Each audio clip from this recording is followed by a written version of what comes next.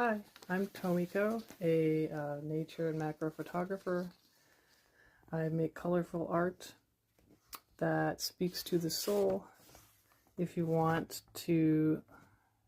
more, the link is in my bio. Want to know a secret? I don't plan big shoots ever. I just carry my camera with me, and even if it's just my phone, and I stay open. I don't scout out perfect spots, perfect locations. I just notice,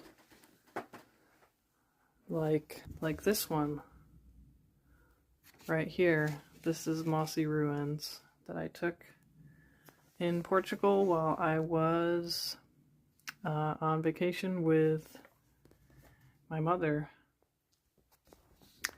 I took it while walking with my mother, and now it's a framed print.